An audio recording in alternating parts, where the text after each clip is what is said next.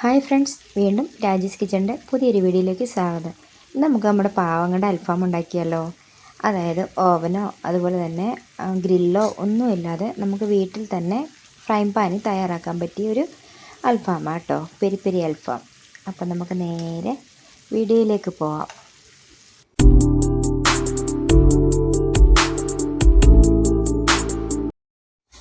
അപ്പോൾ ഇതാ ഞാനിവിടെ ചിക്കൻ്റെ രണ്ട് കാല് മാത്രമേ എടുത്തിട്ടുള്ളൂ. അത് ഇതുപോലെ ചെറുതായിട്ടൊന്ന് വരഞ്ഞു കൊടുക്കാം. ഇനി നമുക്ക് മസാല തയ്യാറാക്കാൻ വേണ്ടിയിട്ട് ഇതാ ഒരു ബേ ലീഫ്, കുറച്ച് നല്ല ജീരകം, പെരുംജീരകം, അതുപോലെ തന്നെ കറുവപ്പട്ട, ഗ്രാമ്പൂ, ഏലക്ക, ഈ വക കുരുമുളക്, ഈ ഐറ്റംസ് എല്ലാം കൂടെ ഞാൻ എടുത്തിട്ടുണ്ട് കേട്ടോ. ഇതെല്ലാം കൂടെ നമുക്ക് മിക്സിയിലിട്ടൊന്ന് പൊടിച്ചെടുക്കണം. അപ്പോൾ ഈ വക സാധനങ്ങളെല്ലാം നമുക്ക് മിക്സിയിലിട്ട് പൊടിച്ചെടുക്കാൻ വേണ്ടിയിട്ട് ആദ്യം ഒന്ന് ജസ്റ്റ് ചൂടാക്കിയെടുക്കാം കേട്ടോ. അപ്പോൾ ഒരു പാൻ അടുപ്പിൽ വെച്ചിട്ടുണ്ട്. അതിലേക്ക് നമുക്ക് ഇട്ട് കൊടുത്തതിന് ശേഷം ജസ്റ്റ് ഒന്ന് ചൂടാക്കിയെടുക്കാം. എങ്കിലും നമുക്ക് നല്ലവണ്ണം അത് പൊടിഞ്ഞ് കിട്ടത്തുള്ളൂ കേട്ടോ. അപ്പോൾ അതുകൊണ്ടാണ് അങ്ങനെ നമ്മൾ ഇതെല്ലാം നല്ലവണ്ണം ഒന്ന് ജസ്റ്റ് ചൂടാക്കി എടുക്കുന്നുണ്ട് കേട്ടോ. അപ്പം ഞാനത് ആ ബേ ലീഫ് ഒന്ന് ജസ്റ്റ് കീറി ഇട്ട് കൊടുക്കുന്നുണ്ട്. ഇതെല്ലാം ഒന്ന് ചൂടായി വന്നതിന് ശേഷം നമുക്ക് ഒന്ന് മിക്സിയിലിട്ട് പൊടിച്ചെടുക്കാം കേട്ടോ. അപ്പം മിക്സിയുടെ ചെറിയ ജാറിലേക്ക് ഞാൻ മാറ്റിയിട്ടുണ്ട്. ചെറിയ ജാറിലേക്കിട്ട് ഈ ഒരു സമയത്ത് നിങ്ങളുടെ കയ്യിൽ വറ്റൽമുളക് ഉണ്ടെങ്കിൽ വറ്റൽമുളക് ഒരു 2-3 എണ്ണം കൂടി ഇട്ട് കൊടുക്കണം കേട്ടോ. ഞാനിത് പൊടിച്ച് കഴിഞ്ഞപ്പോഴാണ് അതിനെക്കുറിച്ച് ഓർത്തത്. പിന്നെ വറ്റൽമുളക് ചൂടാക്കാനൊന്നും നിന്നില്ല. ഒരു 3-4 എണ്ണം എടുത്തിട്ട് ഞാൻ അങ്ങ് ഇട്ട് കൊടുത്തു കേട്ടോ.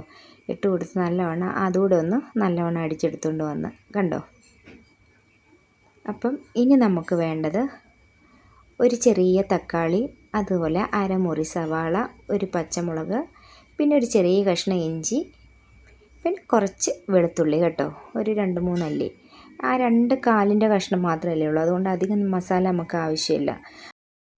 അപ്പോൾ അതെല്ലാം ഞാനൊന്ന് അടിച്ചെടുത്തുകൊണ്ട് വന്നതിന് ശേഷം ഇതാ ഒരു പിടി പുതിന ഇലയും അതുപോലെ തന്നെ കുറച്ച് മല്ലിയിലയും അത് രണ്ടും കൂടി ഇട്ട് കൊടുക്കുന്നുണ്ട്. ഇതെല്ലാം കൂടി ഞാൻ നല്ലവണ്ണം പേസ്റ്റ് രൂപേണ അരച്ചെടുത്തുകൊണ്ട് വന്നിട്ടുണ്ട്. നമുക്ക് ആ പാത്രത്തിലേക്കൊന്ന് മാറ്റിയെടുക്കാം കേട്ടോ.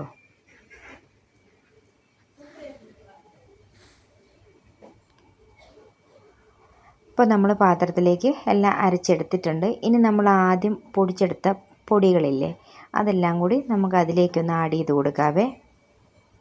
ഈ ഒരു സമയത്ത് നിങ്ങളുടെ കയ്യിൽ തൈരുണ്ടെങ്കിൽ 1 ടേബിൾ സ്പൂൺ തൈര് കൂടി എടുത്തു. ഞാനിപ്പോൾ നാരങ്ങ നീരാണ് ഒഴിച്ചു കൊടുക്കുന്നത് കേട്ടോ. കുറച്ചേറെ തന്നെ നാരങ്ങ നീര് ഒഴിച്ചു കൊടുക്കുന്നുണ്ട്.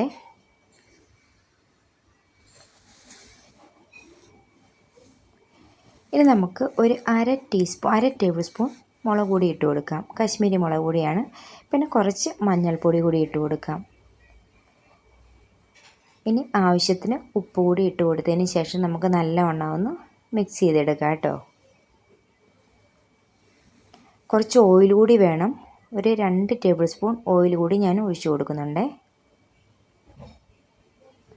അതുകൂടി ഒഴിച്ചു കൊടുത്തതിന് ശേഷം വേണം നമുക്ക് നല്ലവണ്ണം ഒന്ന് മിക്സ് ചെയ്തെടുക്കാൻ.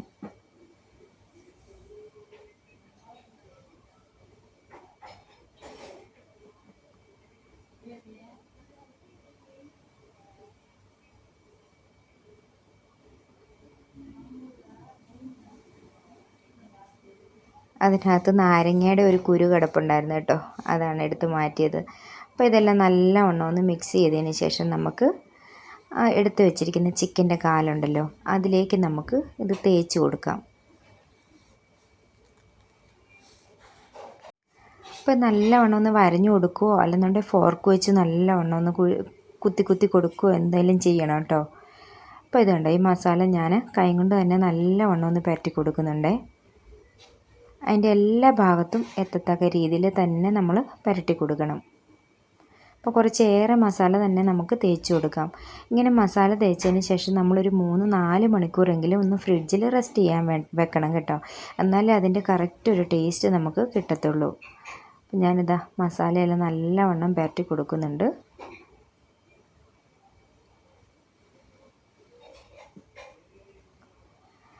അപ്പോൾ ഇത് മസാലയെല്ലാം പുരട്ടി 4 മണിക്കൂറിന് ശേഷം ഞാൻ എടുത്തിട്ട് വന്നതാണ്. ഇനി നമുക്കൊരു പാൻ അടുപ്പിൽ വെക്കാം. പാൻ അടുപ്പിൽ വെച്ചതിന് ശേഷം കുറച്ച് ഓയിൽ നമുക്ക് ഒഴിച്ചു കൊടുക്കാം. നിങ്ങൾക്ക് ഒലിവ് ഓയിലോ അല്ലെന്നുണ്ടെങ്കിൽ സൺഫ്ലവർ ഓയിലോ, ഞാനിപ്പോൾ സൺഫ്ലവർ ഓയിലാണ് എടുത്തിരിക്കുന്നത്. കുറച്ച് ഓയിൽ ഒഴിച്ചു കൊടുത്തതിന് ശേഷം നമുക്കൊന്ന് സ്പ്രെഡ് ചെയ്യാം പാനിൽ. എന്നിട്ട് നമുക്ക് ഈ ഒരു ചിക്കൻ്റെ കാലുണ്ടല്ലോ അത് അതിലേക്ക് ഇട്ട് കൊടുക്കാം. ഒരു 2-3 മിനിറ്റോളം നമുക്ക് മീഡിയം ടു ഹൈ ഫ്ലെയിമിൽ വെച്ചിട്ട് നമുക്കൊന്ന് തിരിച്ച് മറിച്ച് ഇട്ട് കൊടുക്കണേ.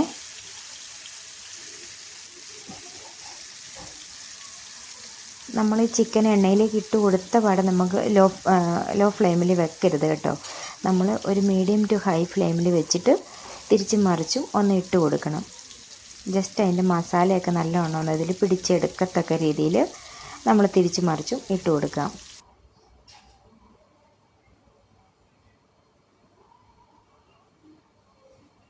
അപ്പോൾ അതിൽ കുറച്ച് മസാല കൂടി ഉണ്ടായിരുന്നു. ആ മസാലയെല്ലാം ഞാൻ തേച്ച് കൊടുക്കുന്നുണ്ട് കേട്ടോ.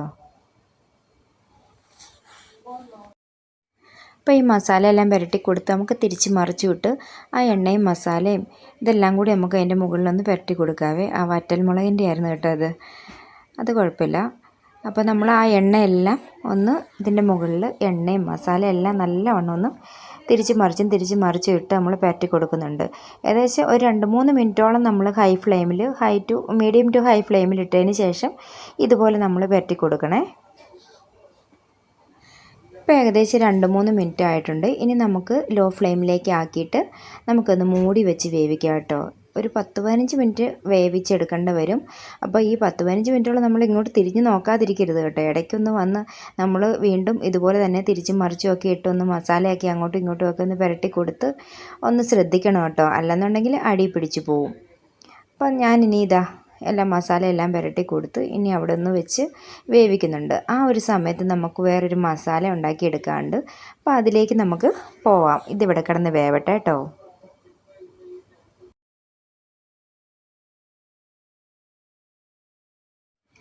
അപ്പോൾ അതിന് വേണ്ടിയിട്ട് ഞാൻ ചെറിയൊരു ബൗൾ എടുത്തിട്ടുണ്ട്. എന്നിട്ട് കെച്ചപ്പില്ലേ, ടൊമാറ്റോ കെച്ചപ്പാണ് ഞാൻ ഒഴിച്ചു കൊടുക്കുന്നത്. കുറച്ചേറെ എടുത്തിട്ടുണ്ട്. എനിക്ക് കുറച്ച് കുറഞ്ഞു പോയി, കുറച്ചുകൂടെ വേണമായിരുന്നു എന്ന് തോന്നിയായിരുന്നു കേട്ടോ. അപ്പം ടൊമാറ്റോ കെച്ചപ്പ് എടുത്തിട്ടുണ്ട്. പിന്നെ ചില്ലി ഫ്ലേക്സ് ഉണ്ടല്ലോ, എൻ്റെ കയ്യിൽ വറ്റൽമുളകായിരുന്നു, ഞാനത് ഇതുപോലെ ഉടച്ചെടുത്തതാണ്. ചില്ലി ഫ്ലേക്സ് ഉണ്ടെങ്കിൽ അതുപോലെ തന്നെ എടുക്കുക. പിന്നെ കുറച്ച് നാരങ്ങാനീര് ഒഴിച്ചു കൊടുക്കുന്നുണ്ട്. കുരുമുളക് ആവശ്യമുള്ളവർക്ക് കുരുമുളകിൻ്റെ പൊടി കൂടി ഇട്ട് കൊടുക്കുക കേട്ടോ. പക്ഷേ നല്ല എരിവായിരുന്നു കേട്ടോ. ഓൾറെഡി വറ്റൽമുളകും മുളക് പൊടിയും എല്ലാം ഞാൻ ഇട്ടിട്ടുണ്ടായിരുന്നല്ലോ. അപ്പോൾ അതുകൊണ്ട് നല്ല എരിവായിരുന്നു. അതുകൊണ്ട് നിങ്ങൾ നിങ്ങളുടെ എരിവിന് ആവശ്യത്തിനുള്ള മാത്രമേ ഇടാവുള്ളൂ. മുളക് പൊടിയുടെ സ്ഥാനത്ത് കാശ്മീരി മുളക് പൊടി ഇട്ട് കഴിഞ്ഞാൽ എരിവ് കുറഞ്ഞിരിക്കും. അപ്പോൾ ഇത് നമ്മൾ നല്ലവണ്ണം ഒന്ന് മിക്സ് ചെയ്തെടുത്തിട്ടുണ്ട്. എന്നിട്ട് കുറച്ച് ഓയിൽ കൂടി നമുക്കൊന്ന് ഒഴിച്ചു കൊടുക്കാം കേട്ടോ. ഏകദേശം 1 ടേബിൾ സ്പൂൺ ഓയിലോളം നമുക്കൊന്ന് ഒഴിച്ചു കൊടുത്തിട്ട് നല്ലവണ്ണം ഒന്ന് മിക്സ് ചെയ്തെടുക്കാം കേട്ടോ. അപ്പോൾ അങ്ങനെ മിക്സ് ചെയ്ത് എടുത്തിട്ടുണ്ട്. ഈ ഒരു സമയത്ത് നമ്മുടെ ചിക്കൻ ഞാനൊന്ന് ജസ്റ്റ് ഓപ്പൺ ചെയ്ത് നോക്കി. ഏകദേശം ഹാഫ് വേവോളം ആയിട്ടുണ്ട്. അപ്പോൾ വീണ്ടും ഞാൻ അതിൻ്റെ മുകളിൽ മസാല എല്ലാം ഒന്ന് തേച്ച് കൊടുത്ത് തിരിച്ചും മറിച്ചുമൊക്കെ ഒന്ന് ഇട്ട് കൊടുത്ത് വേവിച്ചെടുക്കുന്നുണ്ട് കേട്ടോ.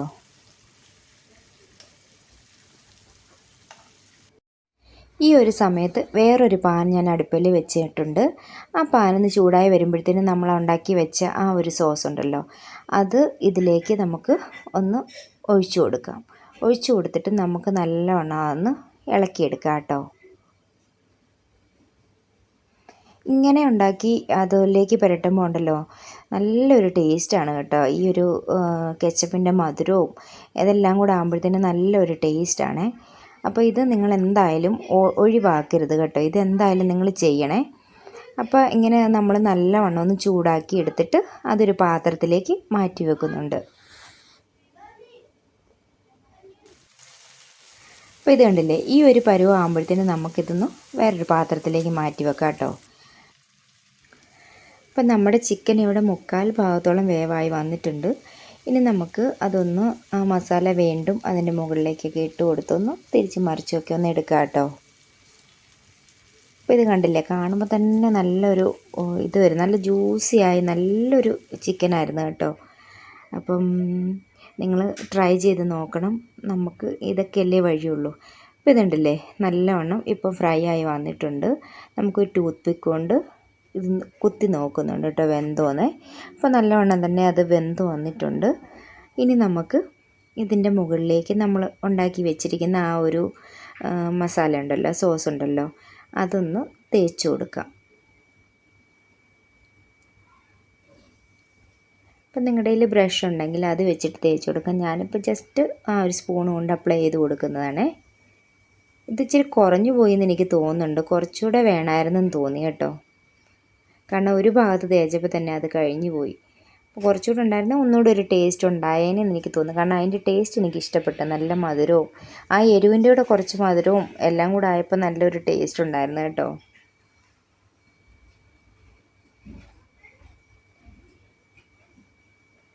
അപ്പോൾ ആ ഒരു മസാല തേച്ചതിന് ശേഷം വീണ്ടും നമുക്കൊന്ന് ഒരു മിനിറ്റോ 1-2 മിനിറ്റ് ഒന്നുകൂടെ ആ എണ്ണയ്ക്കകത്തൊന്ന് വേവിച്ചെടുക്കുക കേട്ടോ.